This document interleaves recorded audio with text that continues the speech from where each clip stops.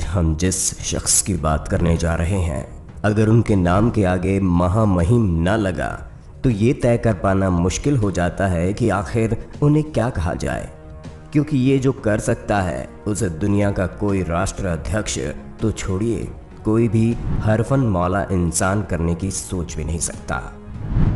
एक बार इनकी खूबियों पर नज़र डालिए।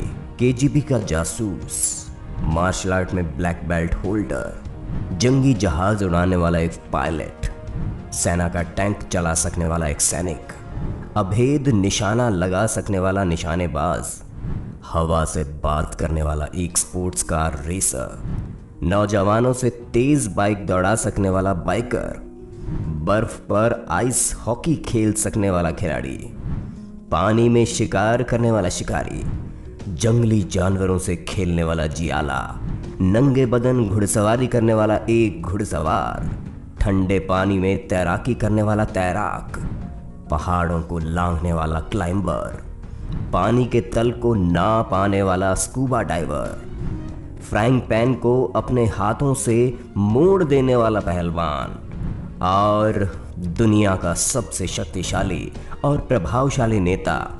शायद अब दुनिया के किसी शख्स को बताने की ज़रूरत ही नहीं कि हम बात कर रहे हैं रूसी राष्ट्रपति व्लादिमीर पुतिन की, जो 20 साल से सत्ता के शीर्ष पर काबिज है। तो चलिए जानते हैं कैसे एक चूहे पकड़ने वाला गरीब बच्चा बना केजीबी का जासूस, और उसके बाद दुनिया का सबसे शक्तिशाली शख्स, जो पूरे यूरोप और अमेरिका को अपने ठेंगे पर रखता है, जिससे दुनिया खौफ खाती है, और जो हमेशा से ही भारत का सबसे अच्छा और वफादार दोस्त रहा।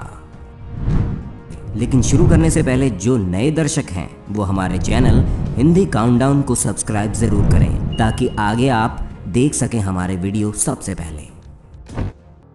7 अक्टूबर 1952 पुतिन का जन्म एक गरीब सोवियत परिवार में हुआ था। व्लादिमीर पुतिन की परवरिश लेनिनग्राद, जो कि अब सेंट पीटर्सबर्ग है, ऐसे माहौल में हुई जहां स्थानीय लड़कों के बीच मारपीट आम बात थी। ये लड़के कई बार पुतिन से बड़े और ज़्यादा ताकतवर होते थे, और यही बात पुतिन को जूडो की तरफ ले गई। अपनी आत्मरक्षा के लिए उन्हें ये सीखना पड़ा। पुतिन मार्शल आर्ट में ब्लैक बेल्ट हैं। पुतिन का परिवार सेंट पीटर्सबर्ग के एक अपार्टमेंट में 3 और परिवारों के साथ रहता था। माँ एक फैक्ट्री में मामूली मजदूर थी और पिता नेवी में। इसके बावजूद घर का खर्च नहीं चल पाता था, तो बचपन से ही पुतिन ने खाली समय में चूहों को पकड़कर बाहर छोड़ने का काम शुरू कर दिया, जिसके एवज में उन्हें कुछ पैसे मिल जाते थे। लेकिन किसे पता था कि चूहे पकड़ने वाला बच्चा बड़ा होकर रूस के दुश्मन पकड़ेगा। जिस उम्र में बच्चे खिलौनों से खेलने की चाहत रखते हैं, उस उम्र में पुतिन ने केजीबी का जासूस बनने का सपना देख लिया था। लेकिन उन्हें नहीं पता था कि ऐसा बनने के लिए क्या करना होगा। तो एक दिन सीधे ही वो केजीबी के दफ्तर चले गए। वो एक अधिकारी से पूछ बैठे कि मुझे आप जैसा बनने के लिए क्या करना होगा। वहाँ उन्हें एक महिला अधिकारी ने पुतिन को सलाह दी कि जासूस बनने से पहले कानून की डिग्री लो। लिहाजा इसके लिए पुतिन ने लेनिनग्राद स्टेट यूनिवर्सिटी से 1975 में कानून की डिग्री हासिल की, और बिना वक्त बिताए उसी साल केजीबी के लिए अप्लाई कर दिया। और उनके जुनून का ही कमाल था कि पहली ही कोशिश में उन्हें सिलेक्ट भी कर लिया गया। अब वक्त था उनकी ट्रेनिंग का, जिसमें उन्हें बंदूक चलाने से लेकर प्लेन उड़ाने तक की तमाम ट्रेनिंग दी गई। उन्हें उनके पहले मिशन पर पूर्व जर्मनी भेजा गया, जहां पुतिन ने 5 साल ट्रांसलेटर बनकर अंडरकवर एजेंट का काम किया।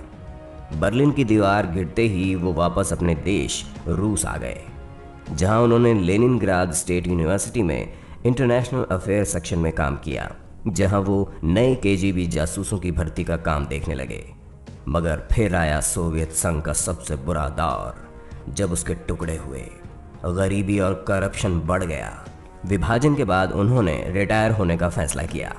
16 साल केजीबी में काम करने के बाद 20 अगस्त 1991 को पुतिन ने लेफ्टिनेंट कर्नल के पद से रिटायरमेंट ले लिया और दोबारा उन्हीं गलियों में लौट आए जहां उनका बचपन बीता था। जाने माने नेता और लेनिनग्राद के मेयर अनातोली सोबचक के साथ जुड़कर राजनीतिक करियर की शुरुआत की और उनके करीबी बन गए। उन्होंने पुतिन को उप मेयर बना दिया। 1996 में सोबचक की हार के बाद उन्होंने इस्तीफा दे दिया और सीधा मॉस्को चले गए। मॉस्को में पुतिन तब से राष्ट्रपति बोरिस येल्त्सिन की टीम में जगह बनाने में कामयाब रहे। उसके बाद तो जैसे उनका रास्ता साफ होता चला गया। राष्ट्रपति बोरिस ने पहले उन्हें पीएम बनाया और फिर 2 साल बाद 1999 में जब बोरिस ने इस्तीफा दिया तो पुतिन को कार्यवाहक राष्ट्रपति बना दिया। लेकिन उनकी मंजिल ये नहीं थी, इसलिए लिहाजा उन्होंने साल 2000 में राष्ट्रपति पद के लिए खड़े हुए और जीत गए। उसके बाद रूस ने 2004 में उन्हें दोबारा राष्ट्रपति चुना, लेकिन रूसी संविधान के अनुसार कोई लगातार 3 बार राष्ट्रपति नहीं बन सकता, तो 2008 में प्रधानमंत्री बन गए। फिर दोबारा 2012 में चुनाव लड़ा और राष्ट्रपति बन गए। तब से लेकर अब तक रूस की बागडोर इसी शख्स ने संभाली हुई है। पुतिन ने वो तमाम कानून बदल डाले जो उनके और राष्ट्रपति पद के बीच अड़चन बने हुए थे। एक लंबे शासन के बावजूद लोग उन्हें पसंद करते हैं। रूसी मीडिया के मुताबिक पुतिन की लोकप्रियता ऐसी है कि जो पश्चिम नेताओं के लिए सिर्फ सपना हो सकती है। रूसी मीडिया में पुतिन का राष्ट्रवादी चेहरा छाया रहता है। वहां की मीडिया में उनके पक्ष की खबरें खूब दिखती हैं। यही कारण है कि उनके आलोचकों की आवाज़ वहां दब जाती है। पुतिन अपने सख्त रवैये के लिए जाने जाते हैं और पूरी दुनिया में उनका ऐसा रूप आज से लगभग 17 साल पहले तब देखा था जब 40-50 चेचन्या विद्रोहियों ने अक्टूबर 2002 में एक थिएटर में लगभग 900 लोगों को बंधक बना लिया था, जब वहां एक प्ले चल रहा था। ये घटना इतिहास में मॉस्को थिएटर हॉस्टेज क्राइसिस के नाम से मशहूर है। ये विद्रोही चाहते थे कि रूस अपनी सेना चेचनिया ने हटा लें और सरकार को 1 सप्ताह का वक्त दिया गया। पुतिन कहते थे कि आतंकियों के सामने झुक नहीं सकते। फैसला हुआ कि ताकत इस्तेमाल करेंगे। 3 दिन बाद रूसी कमांडोज ने थिएटर को चारों तरफ से घेर लिया और एयर कंडीशनिंग सिस्टम से अंदर जहरीली गैस भर दी। सबका दम घुटने लगा, जिसके बाद कमांडोज अंदर घुसे, गोलीबारी हुई और सारे विद्रोही मारे गए। लेकिन 118 रूसी बंधक भी मारे गए। कई देशों में इसकी तारीफ हुई, कई देशों में निंदा। लेकिन इतना तो तय था कि पुतिन को कोई ब्लैकमेल नहीं कर सकता। पुतिन का कहना है कि लेनिनग्राद की सड़कों ने मुझे एक नियम सिखाया था, अगर लड़ाई होनी तय है तो पहला पंच मारो। परिवार की बात करें तो रूसी मीडिया में कभी उनके परिवार का फोटो भी नहीं आया। पुतिन की शादी ल्यूडमिला नाम की महिला से हुई, लेकिन अब तलाक हो चुका है। पुतिन की 2 बेटियां हैं, मारिया पुतिन और टैक्टरीना पुतिन, जिनका जन्म 1980 के मध्य पूर्व जर्मनी में हुआ। पुतिन को जर्मन बोलने में महारत हासिल है, लेकिन उन्हें अंग्रेजी से घबराहट लगती है। पुतिन 9वें सबसे ज़्यादा सैलरी पाने वाले लीडर हैं। उनकी कुल सैलरी 85 लाख रुपए है। पुतिन की संपत्ति काफ़ी लंबे समय से चर्चा का विषय है। हालांकि उनकी दौलत का सटीक अनुमान लगाना मुश्किल है। ऐसा माना जाता है कि उनकी दौलत रियल एस्टेट, होल्डिंग कंपनी और कई अकाउंट्स में बटी हुई है। कहा जाता है कि ये $200 बिलियन की है, यानी दुनिया के सबसे अमीर व्यक्ति। खबरों के मुताबिक पुतिन के पास 20 बंगले और महल हैं। उनका एक बंगला जो कंस्ट्रक्ट हो रहा है उसकी कीमत $750 मिलियन है। राष्ट्रपति पुतिन के पास 1-2 नहीं बल्कि कुल 58 एयरक्राफ्ट हैं। इसमें 15 हेलीकॉप्टर भी शामिल हैं। एयरक्राफ्ट के साथ ही पुतिन को कारों का भी बेहद शौक है, इसलिए उनके पास 700 अल्ट्रा लग्जरी कारों का कलेक्शन है। उनके पास दुनिया की कई महंगी और नायाब कारें हैं।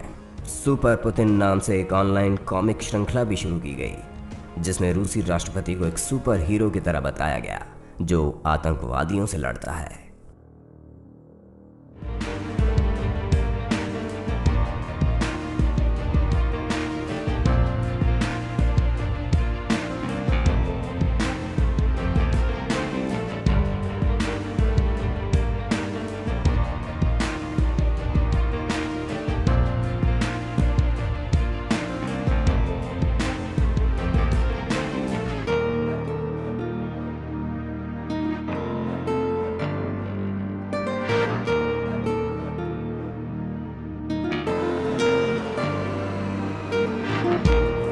हाँ तो दोस्तों, आपको वीडियो कैसी लगी हमें कमेंट करके ज़रूर बताइएगा। और जिसने अभी तक हमारे चैनल को सब्सक्राइब नहीं किया है तो ज़रूर कर लें, क्योंकि आगे भी हम ऐसे ही दिलचस्प वीडियो आपके लिए लाते रहेंगे। अगली वीडियो आप किस विषय पर देखना चाहते हैं ये भी ज़रूर बताना। जिस विषय के बारे में सबसे ज़्यादा कमेंट मिलेंगे अगली वीडियो उसी पर आएगी। जय हिंद।